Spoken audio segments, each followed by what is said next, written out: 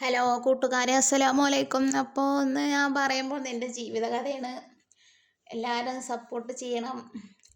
പിന്നെ നമ്മൾ ചെറുപ്പത്തിൽ ഇങ്ങനെ കഷ്ടപ്പെട്ട് ജീവിച്ചു. അപ്പോൾ വിചാരിച്ചു വലുതായ സുഖമാകും വിചാരിച്ചു. അന്ന് അങ്ങനെ ആ പ്രതീക്ഷയിൽ ഇങ്ങനെ ജീവിച്ചു പോന്നു. പക്ഷേ വലുതായപ്പോഴും അതേ അവസ്ഥ. വലുതായപ്പോൾ പറഞ്ഞാൽ കല്യാണമൊക്കെ കഴിഞ്ഞ് ചെറുപ്പം മുതലേ ജനിച്ച ഓർമ്മ തൊട്ടേ മുതലേ കല്യാണം കഴിച്ചോളം ഓരോരോ സങ്കടങ്ങളും പ്രയാസങ്ങളായിരുന്നു. കാരണം എന്താ വെച്ചാൽ ഉപ്പാക്കൊരു മാനസിക രോഗമായിരുന്നു. പിന്നെ ഞങ്ങൾ 8 മക്കളുണ്ട്. 5 പെണ്ണും 3 ആണുമാണ്. അതൊക്കെ പാട് പിന്നെ ഇപ്പെല്ലാം നോക്കണത്. ഉപ്പാക്ക് മാനസിക രോഗമല്ല, ഇങ്ങനെ എപ്പോഴേലൊക്കെ കച്ചവടത്തിന് പോകും. എന്നിട്ട് പൈസ ഉണ്ടായാൽ ഏറുവാടിക്ക് പോകും. അതായിരുന്നു അതിൻ്റെ ഒരു. ഞാൻ ഉണ്ടാണേൻ്റെ മുന്നേ എൻ്റെ താത്താരുണ്ടാകുമ്പോഴൊക്കെ ചാക്കച്ചോറും നാരങ്ങച്ചോറിനൊക്കെ പോയിട്ടാണ് സുഖമായിരുന്നു തരട്ടോ. തരക്കുണ്ടാകുന്നില്ല. ഓർമ്മ വെച്ചേ മുതൽ എൻ്റെ ഉപ്പാക്ക് അജായി പറഞ്ഞാൽ മാനസിക രോഗം ഏറുവാടിക്ക് തന്നെ കുഴിയിൽ നിന്ന ചീത്ത അറിയലും ഉമ്മാനെ തല്ലലും ഉമ്മാക്ക് തരില്ല. അപ്പം ഉമ്മാക്ക് തല്ലുമ്പോൾ അമ്മക്കും തരില്ലല്ലോ, കുട്ടികൾക്ക് മനസ്സ് മുട്ടല്ലേ. പിന്നെ വീട്ടിൽ എല്ലാ ബുദ്ധിമുട്ടുണ്ടാവും, ഭക്ഷണത്തിൻ്റെയും എല്ലാതിൻ്റെയും. അങ്ങനെയൊക്കെ കഴിഞ്ഞു. അപ്പം എല്ലാവരും പറയുന്നു കേട്ടോ, അപ്പം നിങ്ങളിങ്ങനെ ക്ഷമിക്കും, വലുതായ കല്യാണമൊക്കെ കഴിഞ്ഞാൽ ശരിയായിക്കോളൂന്ന്. എവിടെ കല്യാണം കഴിഞ്ഞപ്പോഴും അതേ അവസ്ഥ തന്നെ. അപ്പം നമ്മൾ കല്യാണം കഴിഞ്ഞപ്പോൾ പറഞ്ഞാൽ കല്യാണം കഴിച്ചുമ്പോൾ നോക്കി അങ്ങനെയൊക്കെ അന്വേഷിച്ച് നോക്കി ചിജ്ജണം, എന്നാൽ അങ്ങനെ പ്രശ്നം ഉണ്ടാവില്ല. ഇപ്പം ഞങ്ങൾ 5 ആളാണ് ഒരേപോലെ. കല്യാണങ്ങൾ വന്നാലും അവർക്ക് മുതൽ കിട്ടൂല എന്നുള്ളതിൽ കല്യാണം വരുന്നില്ല, അന്വേഷിച്ചാൽ ഒരു മുതൽ കിട്ടൂല എന്നുള്ളതിൽ ഒരു 10 സെൻറ്റ് സ്ഥലം ഒരു വീടും ഉണ്ടായിരുന്നു, ചെറിയ ഓടിട്ട വീട്. ആൾക്കാർ അന്നൊക്കെ മുതലല്ലേ പണ്ടം 10 പവനൊന്നും ഉണ്ടായിരുന്നില്ല. 30, 50 ഒക്കെ കൊടുത്താൽ നേരെ നല്ല കല്യാണങ്ങൾ വരും.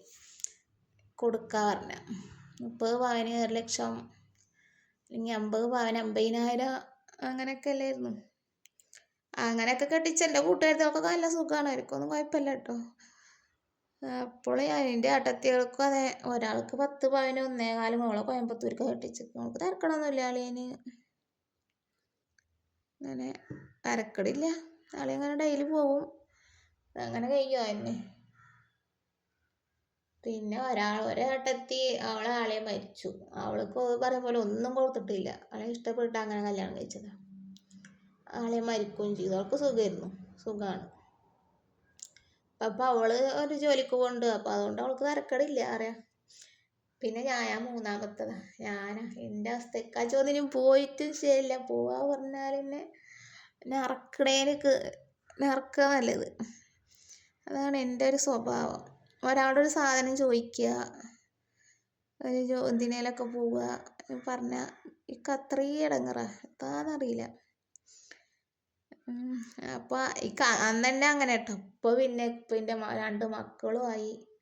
അന്ന് 10 പവന് 2,25 കൊടുത്തത് തന്നത്. എൻ്റെ അതൊരു ചൂരുമില്ല. ഇപ്പോൾ ലക്ഷത്തിൻ്റെ ഉണ്ടാവില്ല, പണ്ടത്തിൻ്റെലും വേണ്ടാവില്ല. പണ്ടം പിന്നെ ഇവർ നാസാക്കുഴിയുടെ എൻ്റെ അമ്മ അപ്പം തന്നെ വിറ്റിട്ട് ഒരു സ്ഥലം, ഒരു 5 സെൻറ്റ് സ്ഥലം വില കുറഞ്ഞതിന് വീഴായിക്ക്. ഇപ്പോൾ വഴിയില്ലായിട്ട് അന്നും വഴിയില്ല, വഴി വരും വിചാരിച്ചു. വിചാരിച്ചതൊന്നും ഉണ്ടാവണില്ല. പിന്നെ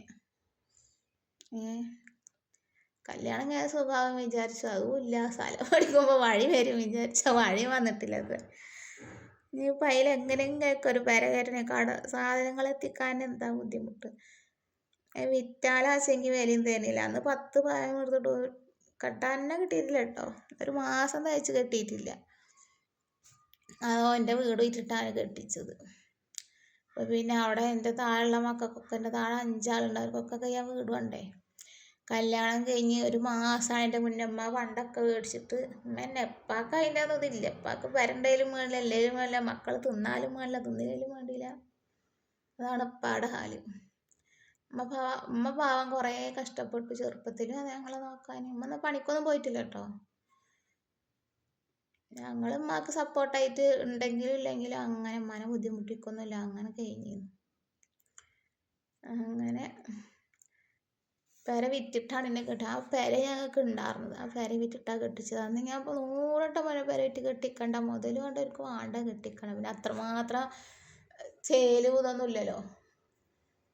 പിന്നെ ആരെങ്കിലും അതിന് മുതലൊന്നും വേണ്ട എന്നൊക്കെ പറഞ്ഞ് കെട്ടിക്കണം. അതിനുള്ളതും ഇല്ല, കൊടുക്കാനുള്ളതുമില്ല. കാരണം നല്ല കല്യാണങ്ങൾ വരില്ല. ഇനിയിപ്പോൾ ആ പെര വിറ്റ് കെട്ടിക്കുകയാണെന്ന് മുതൽ കൊടുക്കണതല്ലൊക്കെ വന്നിട്ട് കെട്ടിക്കാച്ച തിരക്കുണ്ടായിരുന്നില്ല. ഇപ്പോൾ എൻ്റെ അതേ അവസ്ഥ എൻ്റെ മക്കൾക്കും. അപ്പൊക്ക് ഭയങ്കര സങ്കടം. എൻ്റെ മക്കൾ വലുതായാലും നേരാക്കും വിചാരിച്ചിട്ട് മക്കൾ വലുതായിട്ട് ഒറ്റക്ക് ഈ ഗതി വരികയാണോ വെച്ചിട്ട് ഞാൻ ഭയങ്കര സങ്കടത്തിൽ. എൻ്റെ ചെറുപ്പകാലം ആലോചിച്ചാൽ ചെറുപ്പത്തിൽ ഒരു ആഗ്രഹം നിറവേറിയിട്ടില്ല. എപ്പോഴും ഇപ്പം അതന്നെയാണ് അവസ്ഥ എൻ്റെ മക്കൾക്ക്. 2 ഉള്ളൂ. 2 ആയപ്പോൾ നിർത്തിട്ടോ.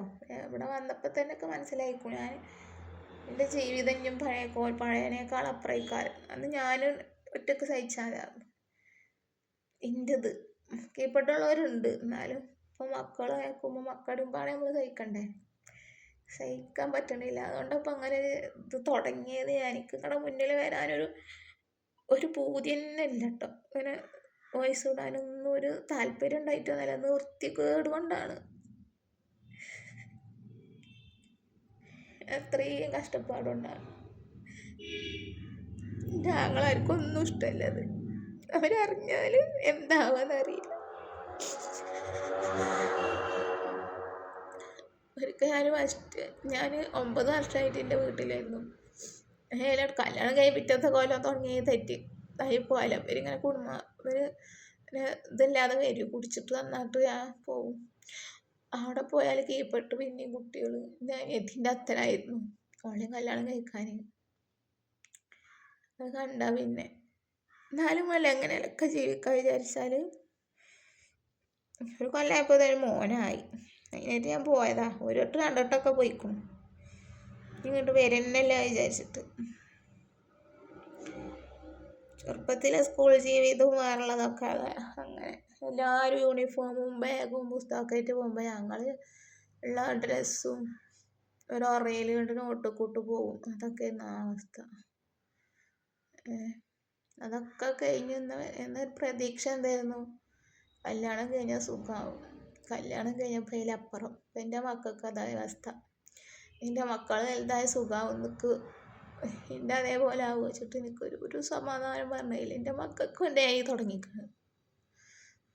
ഇതിൻ്റെ ആൾക്കാർ കണ്ടാലും എൻ്റെ ആങ്ങളാരും കേട്ടത് അവർക്ക് ഇഷ്ടപ്പെടില്ല. എന്താ പറയാന്നറിയില്ല. സങ്കടം കൊണ്ടാണ്. എൻ്റെ മക്കൾക്ക് വേണ്ടിയിട്ട് ഒന്നിനും ഇനി പോകുന്നില്ല. എൻ്റെ മക്കൾക്ക് ഇനി ഒരു പെര വേണം.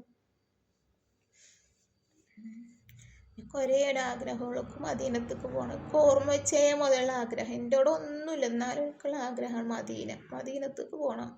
ഇതുവരെ നടന്നിട്ടില്ല. 35 വയസ്സായി, ഇതുവരെ ആ ഒരു ആഗ്രഹം നടന്നിട്ടില്ല. ഞാൻ നടക്കുമോയെന്നറിയില്ല. പെരക്കും പൂതിയില്ല, ഒന്നിനും പൂതി. എൻ്റെ മക്കൾക്ക് പെര വേണ്ട വെച്ചിട്ട് എൻ്റെ മക്കൾക്ക് വേണ്ടി ഞാൻ പെര അള്ളാനോട് ചോദിക്കണം.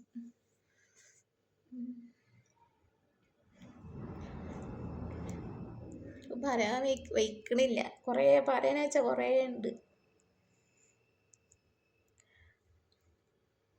എൻ്റെ മക്കള് അവർ വലുതായാലെങ്കിലും അവർക്ക് സുഖമായാൽ മതിയാവും. മൂത്തത് മോനും 2ാമത്തത് മോളുമാണ്. മോനൊക്കെ വലിയ പഠിപ്പുമില്ല. പഠിച്ചാൽ എന്തെങ്കിലും ഇതാക്കാച്ച എന്തെങ്കിലും കൈത്തൊഴിൽ പഠിപ്പിക്കേണ്ടി വരും.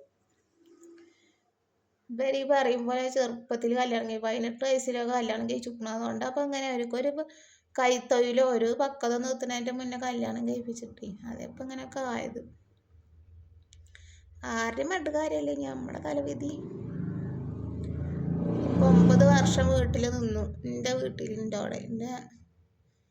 എന്നിട്ട് ഇപ്പോഴും അവിടെ നിൽക്കുക തന്നെ. കാലം വീടിനൊന്നും ആകൂല. എന്നിട്ടിപ്പോൾ കഴിഞ്ഞ 1 വർഷമായി ഇപ്പോൾ അങ്ങോട്ട് പോന്നിട്ട് വാടകയ്ക്ക് പോയി നിൽക്കുക. ഇവിടെ വെച്ചെങ്കിൽ ഒരു സൗകര്യവും ഇല്ല. ഈ വെച്ചുണ്ടാക്കുന്ന സ്ഥലവും പിന്നെ ഒരു റൂമുണ്ട് കടക്കാൻ.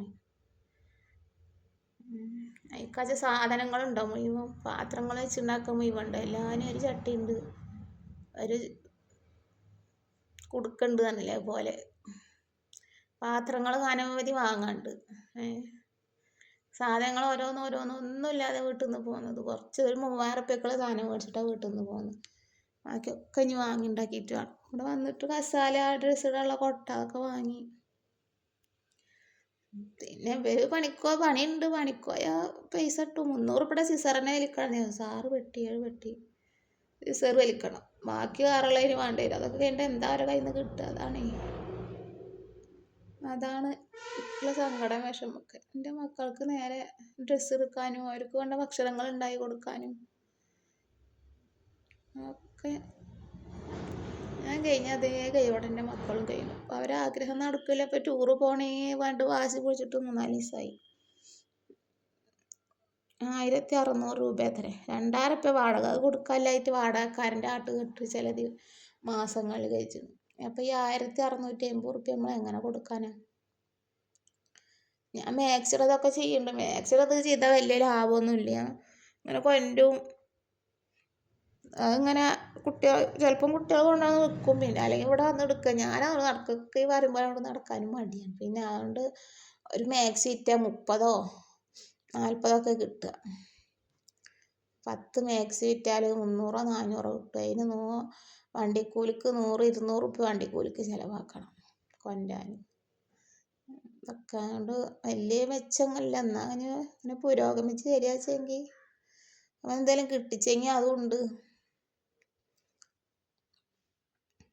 വീട്ടിലെച്ചാൽ ഞാൻ പോന്ന് നോക്കുമ്പോൾ വീടാച്ചെങ്കിൽ അടച്ചിട്ടിരിക്കുകയാണ്. ആളില്ലായിട്ട്. ഉമ്മ മരിച്ചിട്ട് അമ്മക്ക് വയ്യാണ്ടായി ഞാനവിടെ പോയി നിന്ന് കേട്ടോ. 9 വർഷം. ഉമ്മ മരിച്ചിട്ട് ഇപ്പോൾ 10 വർഷമായി. 10ാമത്തെ മൗലൂദ് കഴിഞ്ഞു. 10 കൊല്ലം കഴിഞ്ഞു ഉമ്മ മരിച്ചിട്ട്.